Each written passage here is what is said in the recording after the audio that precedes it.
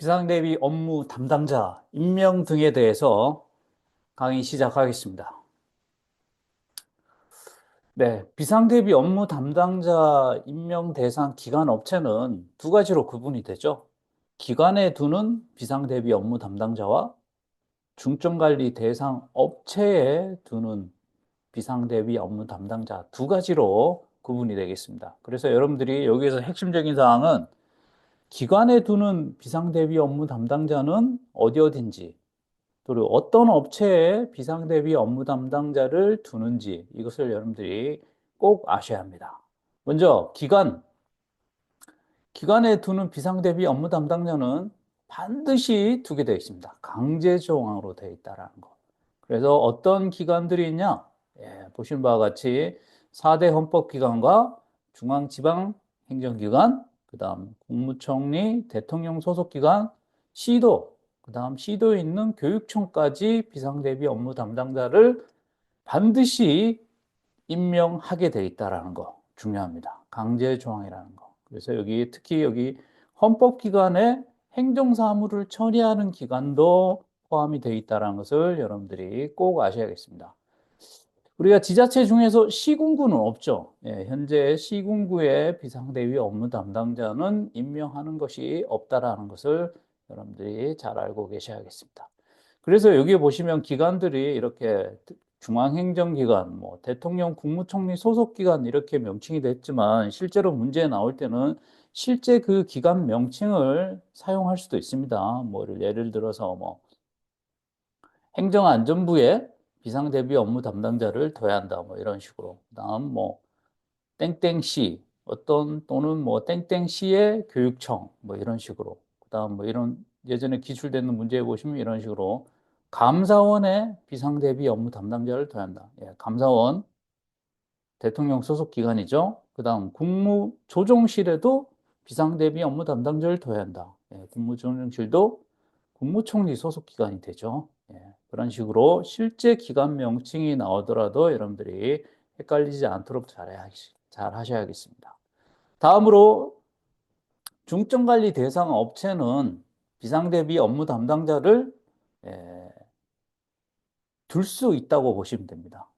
임의적인 사항이라고 보시면 되겠습니다. 그래서 중점관리 대상 업체 모든 중점관리 대상 업체 비상대비 업무 담당자를 두는 건 아니죠. 둘 수 있는 그 업체는 총 6가지가 있죠. 이 6가지 업체는 중점관리 대상 업체이면서 이런 그 업무를 수행하는 업체의 비상대비 업무 담당자를 둘 수 있다고 보시면 되겠습니다. 그래서 이런 임명 대상 업체로 지정될 수 있는 것은 누가 지정을 합니까? 업체 같은 경우는 국무총리가 한다고 되어 있죠. 국무총리.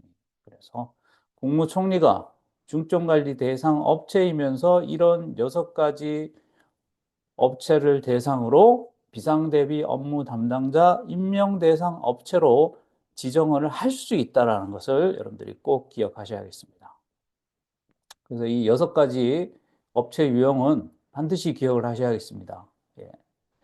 그 중에서 보시면 우리 음, 공공기관 있죠. 공공기관. 공공기관 같은 경우에는 어떤 법에 근거한 공공기관 운영 법률에 근거한 공공기관이라고 잘 아셔야 합니다. 우리가 비상대비법에는 공공기관 유형이 두 가지가 있죠. 전자정부법에 따른 공공기관과 방금 보신 공공기관 운영 법률에 따른 공공기관 두 가지가 있습니다. 넓은 의미로 공공기관이 전자정부법의 공공기관이죠. 이것은 우리가 앞에서 다뤘었죠. 우리가 정보 시스템 구축할 때 정보를 제공해 줄 수 있는 공공기관은 전자정부법에 따른 공공기관이라고 보셨을 겁니다. 이 전자정부법의 공공기관에는 공공기관 운영에 관한 법률에 따른 공공기관이 포함되어 있죠. 어떤 넓은 의미의 공공기관이라고 보시면 되겠습니다. 공공기관 운영에 관한 법률에 따른 공공기관은 좀 좁은 범위의 공공기관으로서 비상대비 업무 담당자를 들 수 있는 기관이라고 보시면 되겠습니다. 여기 기관이라고 됐지만 예, 실질적으로는 업체입니다. 업체. 예, 용어상 기관이라고 되어 있지만.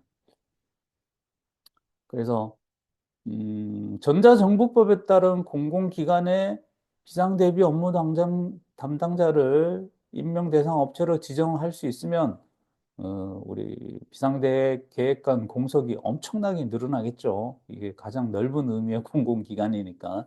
예, 그런 의미로 예, 알고 계시면 될 것 같습니다. 특히 마지막 번째 있는 거, 국무총리가 임명 대상 업체를 지정할 수 있는데 누가 인정을 해야 하냐?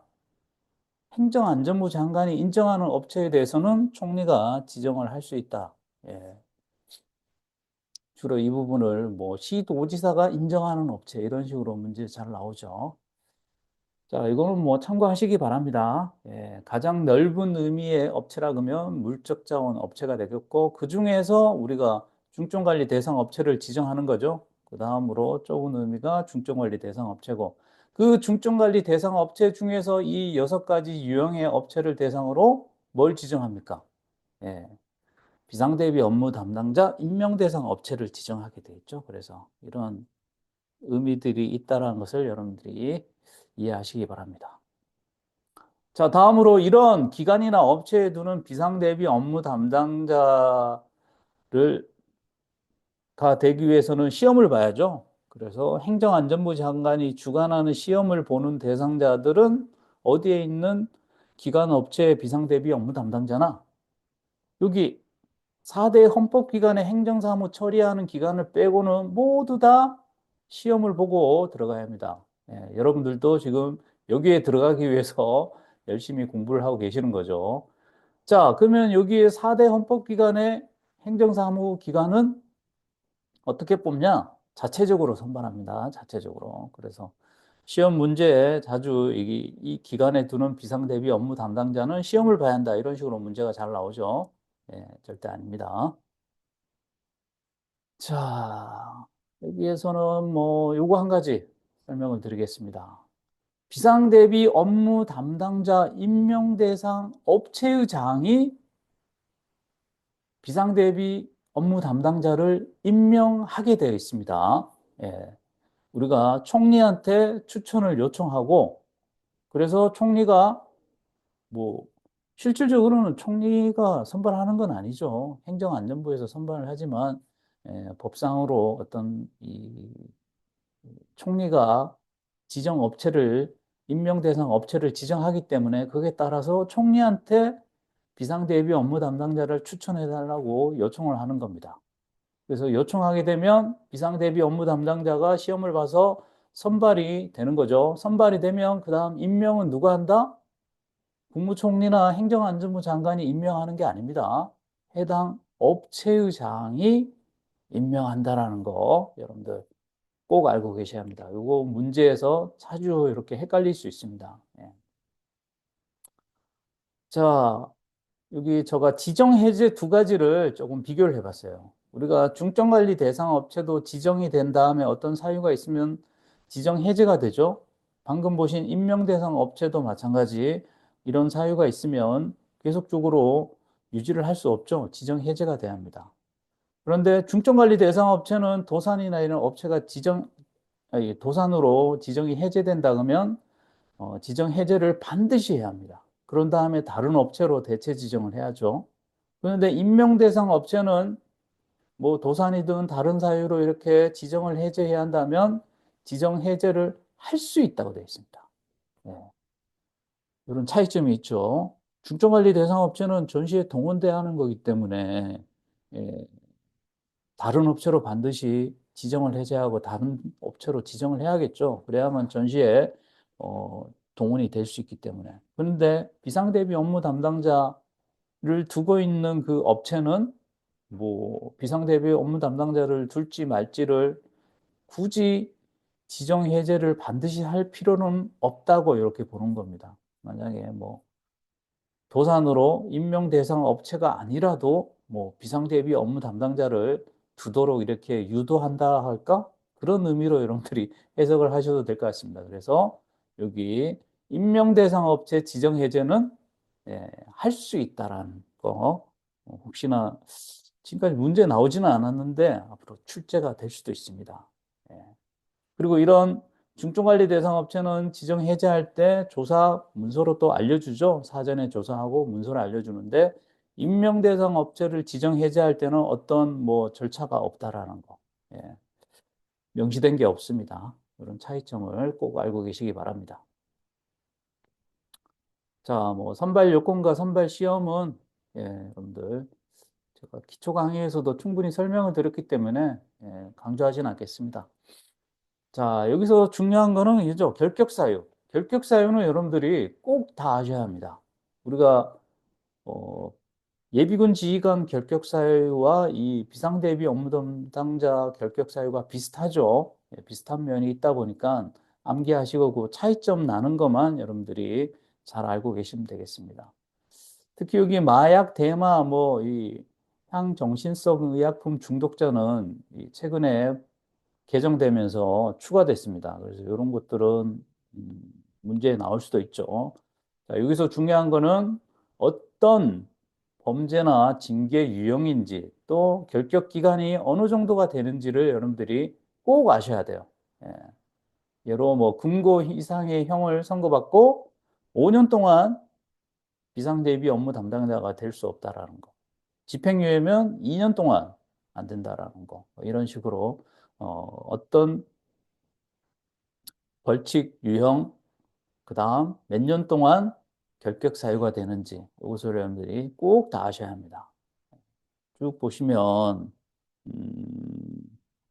미성년자에 관련돼서 이런 성범죄나 뭐 이런 거를 한 인원들은 절대 비상대비 업무 담당자가 될 수가 없다라는 거예요. 여기에 뭐 형을 이렇게 선고받으면 그 자체로서 결격 사유이기 때문에 뭐 몇 년 동안 그런 기간도 없습니다. 자, 예비군 지휘관하고 결격 사유 비교했을 때 이런 차이점이 있죠. 아무래도 비상대비 업무 담당자가 군 인사법을 적용하다 보니까 더 좀 강하게 되어 있습니다. 결격 사유가 더 높다라는 거. 그래서 보시면 뭐 선고유예 같은 경우에는 이 가벼운 자격정지 이상의 선고유예도 결격 사유가 되는데 예비군 지휘관은 조금 무거운 금고 이상의 형을 받은 선고유예에 대해서 결격 사유가 된다는 거. 특히 요 파면 해임 같은 경우에 둘 다 5년 동안 결격 사유인데 예비군 지휘관은 파면은 동일하지만 해임에 대해서는 다소 조금 약하게 결격 기간을 두고 있다는 거, 3년으로 두고 있다는 이런 차이점이 있죠. 음. 자, 뭐 성범죄에 관련된 이 내용들, 구체적인 내용들인데 이거 뭐 다 암기하실 필요는 없습니다, 여러분들. 한번 쭉 읽어보시고 아, 성폭력 범죄 이런 유형들의 범죄가 있구나. 특히 첫 번째 줄에 있는 이것들은 최근에도 뭐 기출 냈었죠. 네, 이런 것들은 여러분들이 잘 알고 계셔야겠습니다. 뭐 암기까지는 않으시고 아, 이런 음화 제조, 공연 음란 이런 것이 성폭력 범죄구나. 이 정도로 아시면 되겠습니다. 마찬가지 아동 청소년 대상 성범죄도 마찬가지 한번 쭉 읽어보시고 예, 이해 정도만 하시면 되고 최근에 이거 10월 달에 작년 10월 달에 어, 법이 개정되면서 여기 추가됐습니다. 아동 청소년 어떤 성착취물을 이용해서 협박하거나 강요, 그러니까 뭐 동영상 이런 걸 가지고 협박하는 경우도 마찬가지 성범죄로 이렇게 된다라는 것이 추가됐습니다. 자, 다음은 비상대비 업무 담당자를 이렇게 임명했으면 계속적으로 관리가 이루어져야겠죠. 또는 잘 못했을 때는 뭐 또 이렇게 확인하는 그런 심사도 있습니다. 그래서 비상대비 업무 담당자 지도심사, 예. 지도심사에서는 누가 누구를 대상으로 지도를 하는지 심사를 하는데 어떤 절차에서 이루어지는지를 여러분들이 잘 알고 계셔야 합니다. 지도 같은 경우에는 일을 잘 하도록 이렇게 가르쳐 주는 거죠. 그러다 보니까 뭐 그 지도하는 사람이 요청 없더라도 지도를 할 수 있다라 이렇게 개념으로 보시면 되고 심사 같은 경우에는 뭔가 비상대비 업무 담당자가 잘못을 했을 때 뭐 이렇게 가서 확인하는 그런 행위죠. 그러니까 어떤 심사 요청이 있어야만 그에 따라서 요청이 있으면 반드시 심사를 한다라는 이런 차이점이 있습니다. 그래서 먼저 지도를 보시면 지도 같은 경우에는 기관이든 업체든 다 대상으로 지도를 하죠. 지도 같은 경우에 여기 기관 같은 경우에는 누가 지도를 합니까? 행정안전부 장관이 지도를 할 수 있습니다. 근데 업체는 누가 한다? 그 업체에 관련된 자원관리 주관기관의 장이. 만약에 뭐 금호타이어라면 금호타이어 비상계획관을 대해서 지도는 누가 한다? 예, 금호타이어 관련된 정부 부처가 자원관리 주관기관이 산업통상자원부 장관이 금호타이어 비상계획관에 대해서 지도를 한다.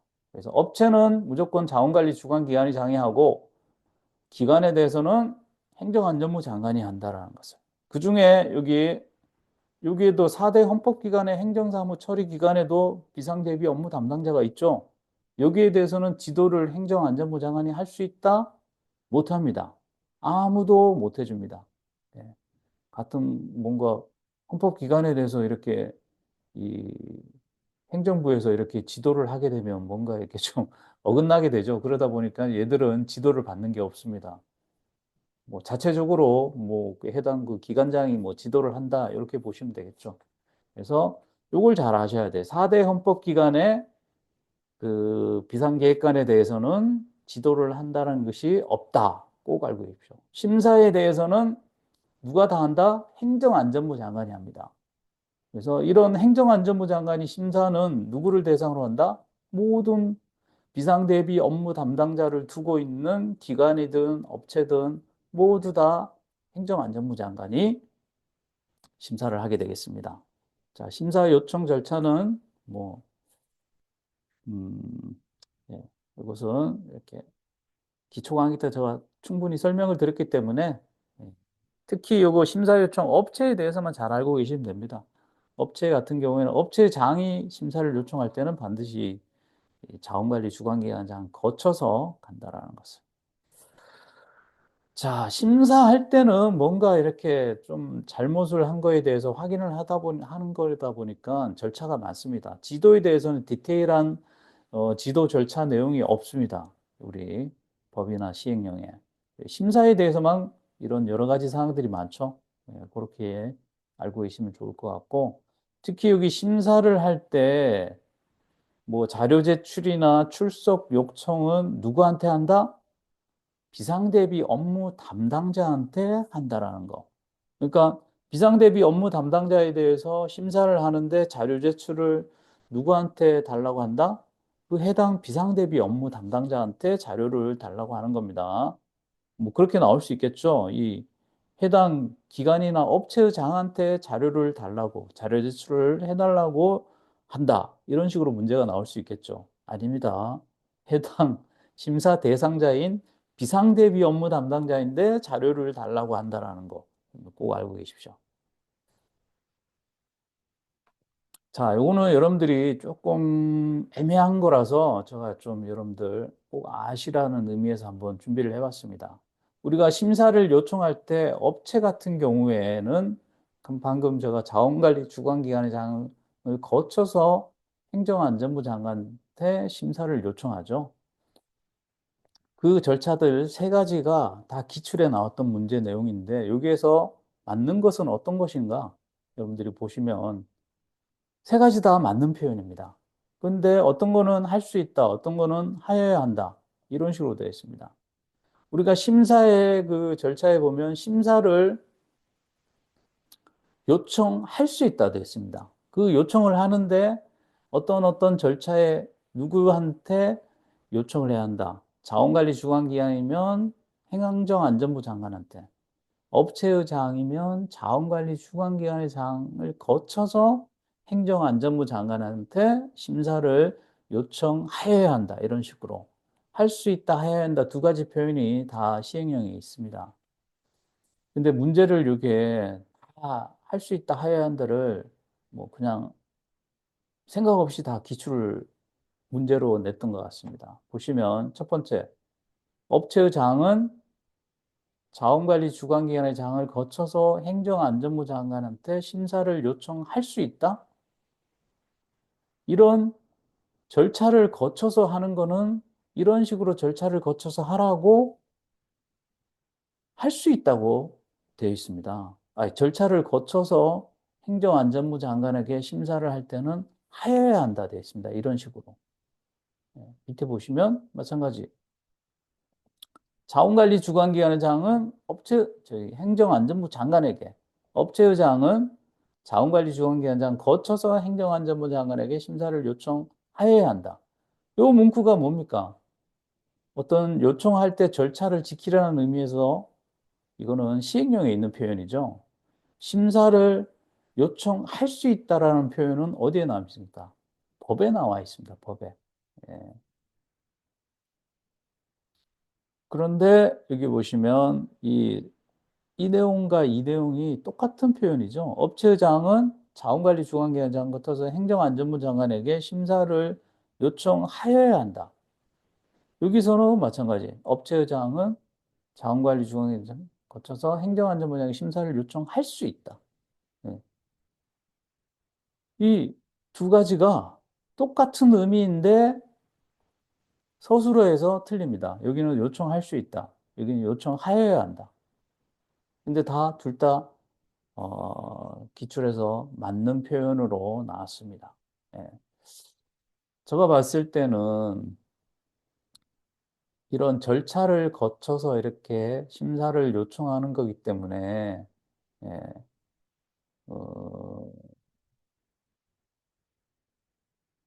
요청하여야 한다가 맞는 표현일 것 같은데, 예. 기관의 장이든 업체의 장이든 행정안전부 장관에게 심사를 요청할 수 있다. 이렇게 법에 표현이 되어 있죠. 그런 식으로 업체의 장이 또는 기관의 장이 행정안전부 장관에게 심사를 요청하는 그 자체는 요청을 할 수 있는 거죠.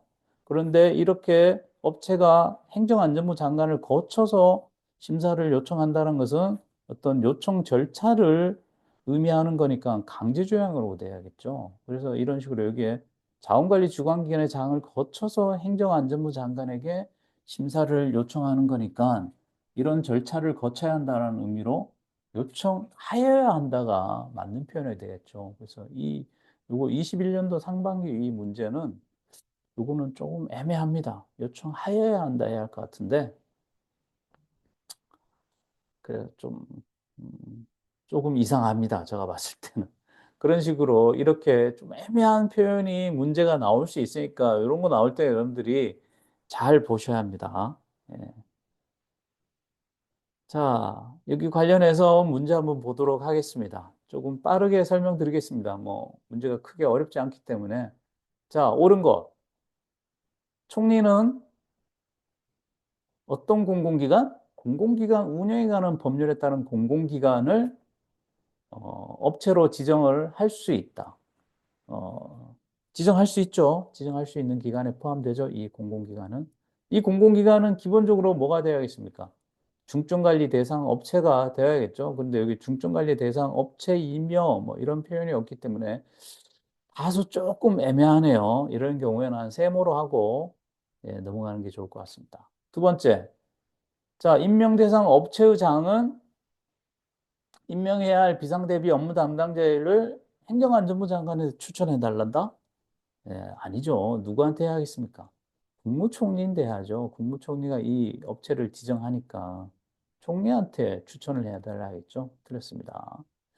세 번째, 행정안전부 장관은 헌법재판소의 비상대비 업무 담당자에 대해서 지도를 하여야 한다?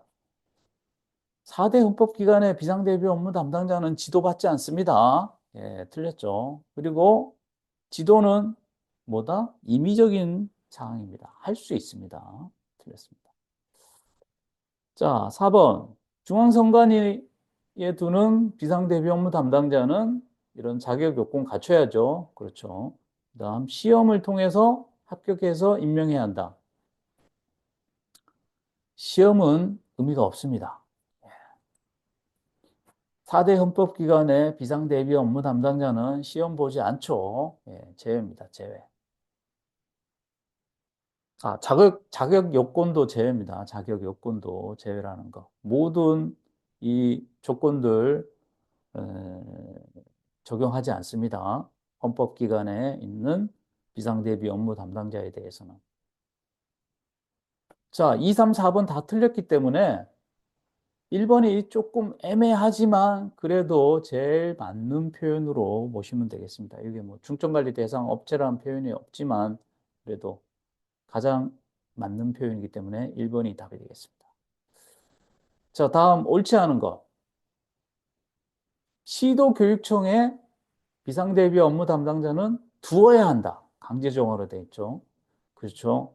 시도교육청은 비상대비 업무 담당자를 꼭 둬야 할 기관이죠. 예, 맞습니다. 자, 두 번째. 총리는 시도지사가 필요하다고 인정하는 중증관리 대상 업체를 비상대비 업무 담당자 임명 대상 업체로 지정할 수 있다. 시도지사가 필요하다고 해서 지정되는 거 아니죠? 누가 필요하다고 해야 합니까? 행정안전부 장관이 필요하다고 해야죠. 이런 식으로. 자, 세 번째. 자, 임명 대상 업체의장은 총리한테 비상대비 업무 담당자를 추천해 줄 것을 요청할 수 있다.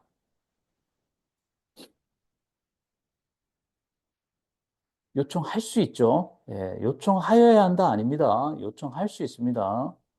예, 총리한테 요청할 수 있죠. 자, 4번. 4번도 맞겠네요. 자원관리 주관기관장은 그 소관 업체의 비상대비 업무 담당자에 대해서 지도를 할 수 있다. 그쵸? 업체 비상대비 업무 담당자 지도는 누가 한다? 해당 그 업체 소속에 있는 자원관리 주관기관장이 할 수 있다는 거. 지도는 할 수 있습니다. 제가 뭐 할 수 있다, 해야 한다 계속 강조드리는 거는 이게 은근히 문제가 나오기 때문에 제가 계속 좀 말씀을 드리는 겁니다. 여러분들이 좀 간과할 수도 있고 막 그러기 때문에. 자, 옳은 것을 모두 골라라. 자, 총리는 중증관리 대상 업체로 지정이 안 돼도 비상시에 이런 긴급 자원 방산 업체를 임명 대상 업체로 지정할 수 있다. 아니죠. 기본적으로 중증관리 대상 업체가 된 그 업체 중에서 6가지 유형의 그 임명 대상 업체를 지정할 수 있는 거죠. 예, 틀렸습니다. 기억이 틀렸으니까 기억을 이렇게 제하면 답은 3번 아니면 4번이겠네요. 자, 니은 볼까요? 자, 업체의장. 비상대비 업무 담당자를 둔 업체의장은 자원관리 주관기관장 거쳐서 행정안전부 장관에게 심사를 요청하여야 한다. 요청하는 절차를 나타내는 거죠. 예. 업체 같은 경우에는 누구를 거쳐서 가야 한다? 예. 자원관리 주관기관장 거쳐서 가야죠. 니은이 맞네요. 그러면 답은 3번이 되겠네요. 4번 니은이 없으니까. 자, 니은은 맞는 표현이겠네요. 둘 다 니은이 들어갔기 때문에. 자, 행정안전부 장관은 업체에 비상대비 업무 담당자를 심사하는 경우에 심사할 때 고려사항, 지시사항 수능 정도 고려사항에 있죠? 예, 맞습니다. 그럼 고려사항도 세 가지 있는데 그 뭐 굳이 암기할 필요는 없고 계속 조문을 회독하다 보면 여러분들이 다 아시게 될 겁니다. 예. 자, 리을은 틀렸겠습니다. 리을. 행정안전부 장관은 이 4대 헌법기관의 비상대비 업무 담당자에 대해서 지도를 할 수 있다?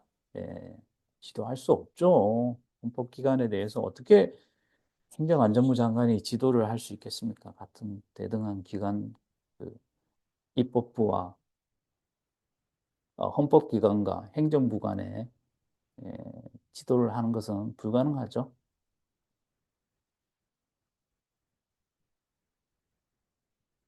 그래서 헌법기관 관련된 내용들이 문제에 잘 나오니까 그런 것들을 여러분들이 딱 정리를 해서 한번 잘 알고 계시면 좋습니다.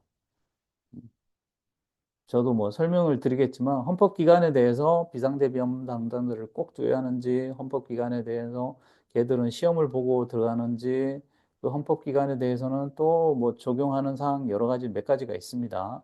지도심사 뭐 그런 내용들까지 해서 여러분들 딱 정리를 해서 알고 계시는 게 좋습니다. 자, 다음은 옳지 않은 거. 기억부터 볼까요? 군수는, 네, 뭐, 시장 군수, 구청장이 거기 군수죠. 군수는 조사를 할 수 있다? 자원조사죠, 자원조사. 자원조사에 군수의 권한이 있습니까? 예, 비상대비 책임기관이, 기관의 장이 자원조사를 하는데 그중에 시군구청장은 제외한다고 돼 있죠. 그래서 군수는 할 수가 없습니다. 자, 옳지 않은 거 기억이 들어가니까, 네, 3번은 아니겠네요. 자, 니은. 대위 이상 계급으로 예, 현역에 복무한 사람으로서 전역 후 3년이 지난 사람은 자격 요건을 충족하지 못한다. 그렇죠. 3년 이내에 된 사람만 비상대비 업무 담당자 시험을 볼 수 있죠. 예, 맞습니다. 니은은 맞는 거니까 니은도 제하면 답은 2번 아니면 4번이 되겠네요. 디귿에서 결정이 나겠네요. 총리는 행정안전부 장관이 필요하다고 인정하는 업체를 임명 대상 업체로 지정할 수 있다. 맞죠? 예, 행정안전부 장관이 꼭 있어야 한다는 중점 업체를 대상으로 지정을 해줄 수 있죠, 총리가. 예, 총리, 행정안전부 장관이 필요한 업체 지정할 수 있다라는 거. 이렇게 꼼꼼하게 보셔야 합니다. 답은 2번이 되겠네요. 자, 리을도 틀렸겠네요. 임명 대상 업체장은 행정안전부 장관에게 추천해 줄 것을 요청해야 한다? 예, 또 나왔네요, 이 문구. 아니죠. 총리한테 추천을 해달라고 요청해야 한다? 아니죠. 이런 식으로 강제나 임의냐가 은근히 나옵니다. 요청할 수 있죠. 뭐 꼭 요청해야 하는 건 아니죠. 자, 이 문제는 여러분들이 한번 풀어보겠습니다. 네, 지금까지 나온 문제 내용하고 비슷하고 또 나왔던 그 지문들하고 계속 반복해서 나오기 때문에 뭐 크게 어렵지 않을 겁니다.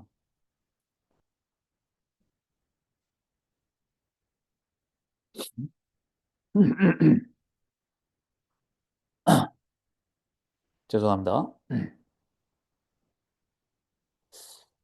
지금 거의 한 30초 정도 흘렀는데, 지금쯤이면 여러분들이, 다 푸셨을 것 같습니다. 예, 지문도 뭐 그렇게 길지 않고, 어, 앞에서 봤던 내용들이 있기 때문에 다 푸셨을 것 같습니다. 한번 볼까요? 자, 비상사태를 대비해서 시군구 또는 소속, 그 시군구 소속 행정기관에 비상대비 업무 담당자를 꼭 둬야 한다? 예, 시군구에는 아직까지 비상대비 업무 담당자를 두고 있지 않습니다. 틀렸죠. 자, 2번. 자, 임명 대상 업체가 도산으로 중증관리 대상 업체 지정에서 해제된 경우. 예. 우리 임명 대상 업체는 기본적으로 중증관리 대상 업체가 되어야만 지정이 될 수 있죠. 그런데 이 중증관리 대상 업체 지정이 해제됐다면 마찬가지 임명 대상 업체 지정도 해제돼야겠죠. 그래서 총리는 임명 대상 업체 지정을 해제할 수 있다. 그랬죠? 예, 임명 대상 업체 지정 해제는 임의적이라는 거 할 수 있다고 그랬죠. 지정 해제를 할 수 있다라는 거. 그래서 임명 대상 업체는 지정도 할 수 있고 지정 해제도 할 수 있고 모두 다 임의적이라는 거 여러분들 꼭 아시기 바랍니다. 예, 답은 2번이겠네요. 자, 3번, 4번은 뭐 앞에서 나왔던 내용들입니다. 뭐 굳이 설명드리지는 않겠습니다. 아, 요거 말씀드리겠습니다. 비상대비 업무 담당자를 임명하고 임명 누가 한다 그랬죠? 네, 비상대비 업무 담당 임명 그 업체의 장이 임명하게 돼 있죠. 업체 비상대비 업무 담당자는 누가 임명한다? 그 업체의 장이 임명하게 돼 있다라는 거 틀렸죠?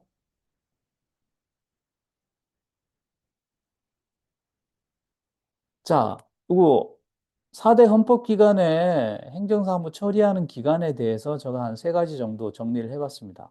자, 이 기관에는 비상대비 업무 담당자는 꼭 둬야 하고, 선발은 어떻게 한다? 시험 보고 선발되는 게 아니라 자체적으로 선발한다 보시면 되겠고, 지도를 할 수 있다? 행정안전부 장관이 지도 안 된다라는 거. 근데 심사는 행정안전부 장관이 심사는 할 수 있다고 이렇게 알고 계시면 좋을 것 같습니다. 그 심사에 보면 비상대비 업무 담당자를 두고 있는 기관의 장은 모두 심사를 받는다고 되어 있죠. 마찬가지 4대 헌법기관도 비상대비 업무 담당자를 두고 있는 기관이기 때문에 심사가 가능하다고 보시면 되겠습니다. 지도에 대해서는 제외한다고 이렇게 명확하게 표현이 됐지만 심사에는 제외한다고 이렇게 뭐 표현된 게 없기 때문에 그렇기 때문에 심사를 한다고 이렇게 이해하시면 좋을 것 같습니다. 자, 심사에 대해서 옳지 않은 것. 자, 대통령 소속 기관의 비상대비 업무 담당자는 행정안전부 장관에게 심사를 요청할 수 있다. 그렇죠. 기관이기 때문에 그 해당 기관장이 다이렉트로 바로 행정안전부 장관에게 심사 요청할 수 있는 거죠. 네, 가능합니다.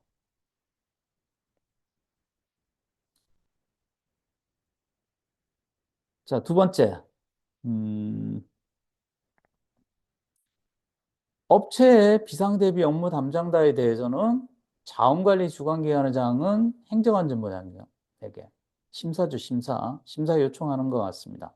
그래서 업체 같은 경우에 자원관리 주관기관장이 바로 행정안전부 장관에게 심사 요청하면 되죠. 업체의 장 같은 경우에는 누구를 거쳐서 가야 한다?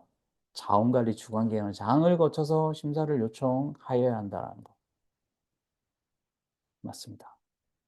그래서 여기 같은 경우에는 여기서는 요청을 할 수 있다. 여기서는 요청하여야 한다 돼 있죠. 어, 이것은 법에 있는 표현이고 이것은 뭡니까? 시행령에 있는 표현이죠. 그래서 조금 차이가 있죠. 법에서는 요청할 수 있다고 이렇게 돼 있죠. 기관장이 바로 행정안전부 장관에게. 그리고 이거는 시행령에서는 업체 같은 경우에는 거쳐서 뭐 자원관리 주관장이 한다면 다이렉트지만 업체 장인 같은 경우는 거쳐서 심사를 요청을 꼭 그 절차를 꼭 지키라는 의미에서 강제 조항으로 되어 있죠. 자, 세 번째. 심사할 때 비상대비 업무 담당자에게 자료 제출 또는 출석을 요청할 수 있다. 심사할 때 뭔가를 비상대비 업무 담당자에게 뭔가를 요청하는 거는 두 가지만 있다는 거 여러분 꼭 아셔야 합니다. 두 가지. 뭐다? 자료 제출과 출석 두 가지가 있다는 거. 두 가지 중에 한 가지를 하든 뭐 하여튼 두 가지 중에서 뭔가를 요청할 수 있다고 이렇게 보시면 됩니다. 여기에 뭐 다른 표현이 들어간다? 그러면 틀립니다. 예, 뭐 동행을 요청한다. 뭐 다른 표현들이 뭐 할 수 있겠죠? 맞습니다. 답은 4번이겠네요.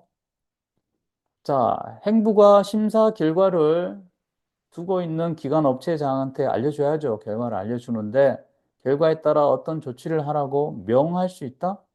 예, 명령까지는 못하죠. 행정안전부 장관이. 데리고 있는 사람이 조치할 상황이기 때문에 어떻게 하라고 뭐를 할 수 있다? 예, 공고할 수 있죠. 공고. 예, 강제, 강제적으로 뭘 하라고 할 수 없고 이렇게 하시오 하고 공고를 가능하죠. 네, 이번 시간은 여기까지 하도록 하겠습니다. 여러분들 수고하셨고 또 다음 시간에 뵙도록 하겠습니다. 열공하세요.